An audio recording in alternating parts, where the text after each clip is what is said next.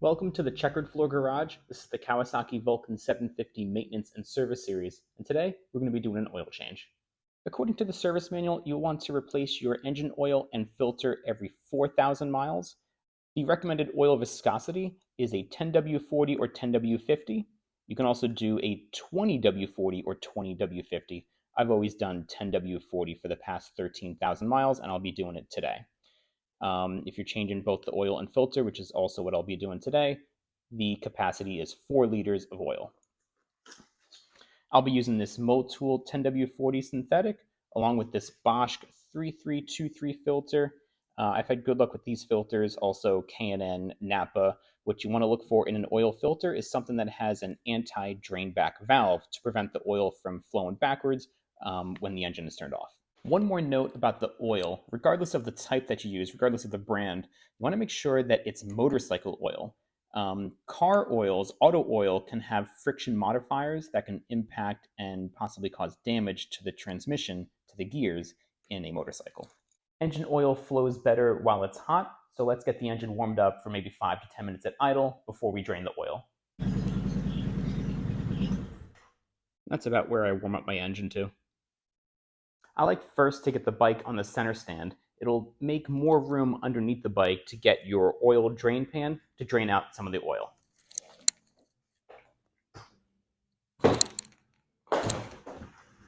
Removing this oil drain cap will make draining the oil faster. Now's a good chance to check out the condition of the O-ring on your filler cap. As you can see here, after almost 20 years and 25,000 miles, mine's pretty chewed up. So I'll see if I can't take this to my local hardware store and get a replacement gasket. Here is the oil drain plug. We'll remove it using a 17mm socket.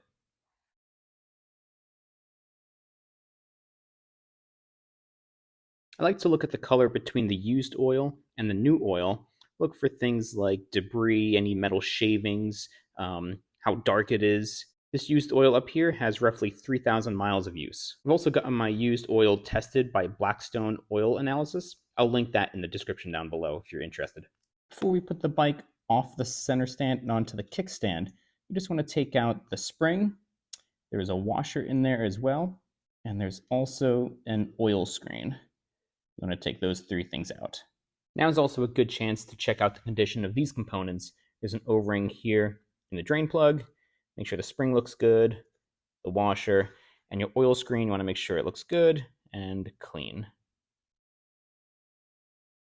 Now let's get the bike off the center stand to drain some more of the oil. With the bike on the kickstand, it leans a little bit left, and you can just drain out some extra oil.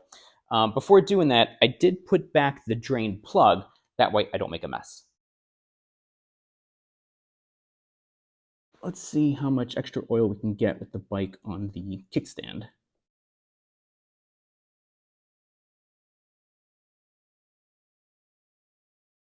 Good amount of extra oil came out. Before we put the oil drain plug in, the correct order for reassembly goes screen, washer, spring. All right. Torque down the oil drain plug to 13 foot-pounds if your motorcycle is 85 to 2000.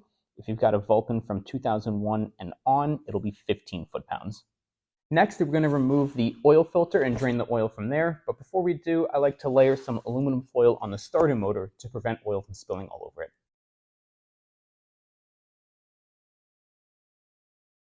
You can do this on or off the center kickstand. I don't think it matters. I like doing it on the center kickstand. It raises the bike up, and I think it gives me some more room.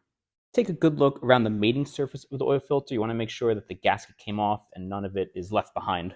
This next step is optional. I like to fill up my oil filters before reinstalling it, but with the Vulcan's oil filter being a little bit tilted sideways, I'm only going to fill it up maybe about halfway. This is what that looks like for me. Again, not an exact science, optional. What's not optional, however, is oiling up this O-ring here. Make sure you get some of this oil on the O-ring. That way it improves the mating surface, and it also facilitates the O-ring coming off the next time you do your oil change. According to the service manual, the torque setting for the oil filter is 13 foot-pounds. I'm just going to tighten it by hand. Now use a funnel to add oil up to this mark, the H mark high, right here.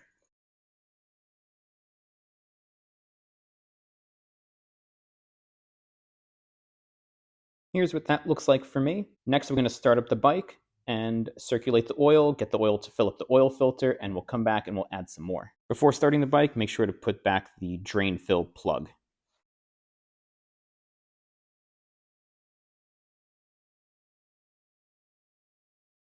A couple things you saw me check out while the bike was running. Number one, the oil drain plug. Make sure that there's no leaks from there. Same thing with the oil filter. Basically, anything that you touched, anything that you loosened and removed, go back and check, look around. You don't want to see any oil dripping. You also want to keep an eye on this oil light right here. When you turn the bike on, this light should turn off. If it stays on for a little bit right after your oil change, it could just mean that the oil is filling up the oil filter, and as soon as that happens, this light will go off. If it stays on, I'll link down in the description below a post to the vn750.com forum for some methods to address this. Let the engine sit for 10 minutes or so off, and then come back, check the oil with the bike on the center stand. Mine is right between the low and the high, so it's actually good. I'm not going to add any more. If you have other life pro tips as to how you do your oil change on your motorcycle, let me know down in the comments below. Also, check out the links in the description if you have a Vulcan 750. There's a lot of helpful stuff in there, and I hope this video helped. Thank you for watching.